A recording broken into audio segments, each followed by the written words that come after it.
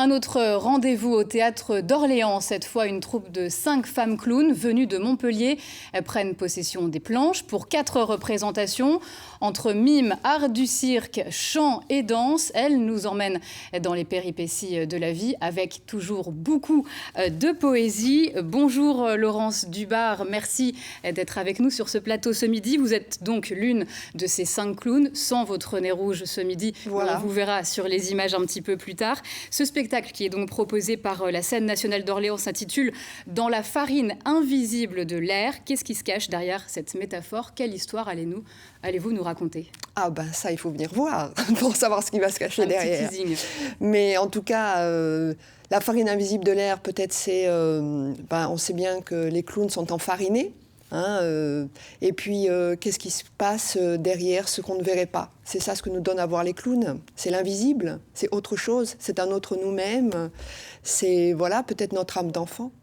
De quel élément de la vie vous êtes-vous inspiré justement pour ce spectacle? Quel élément de la vie? Mais tous? Ben oui, je dirais... La crise sanitaire aussi? Non.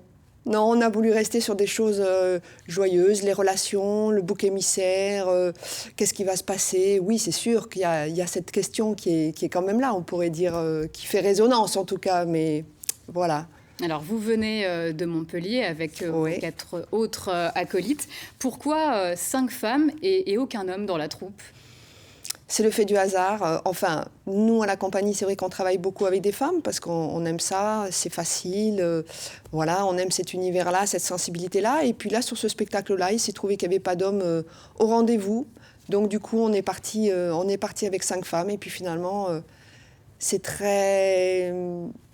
Oui, c'est très beau, c'est très sensible. Très poétique, ce qui très fait poétique. l'essence même des clowns. Il y a beaucoup d'émotions. Je pense que oui, 5 femmes sur le plateau ne donnent pas la même chose que 5 hommes, c'est sûr. Justement, on a plus souvent l'habitude de voir les clowns évoluer au cirque, cloisonnés aussi quelque part dans leur rôle toujours burlesque.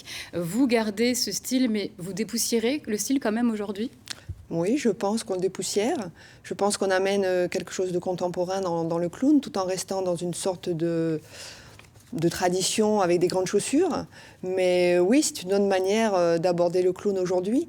Ce qui change avec l'époque, le cirque a beaucoup changé à l'heure actuelle et on fait partie du cirque. Donc on traverse ce changement voilà, et on propose une nouvelle métamorphose du clown. Alors, vous ne serez pas seul sur scène, puisque le 6e invité, c'est la musique aussi. Tout à fait. On a Fixie, qui est un compositeur vraiment important, un accordéoniste, qui a écrit toute la musique du spectacle et qui est venu en répétition avec nous, qui a suivi les clowns et qui a écrit vraiment pour les clowns. Donc, c'est très étonnant, très beau et c'est un parcours aussi pendant tout le spectacle.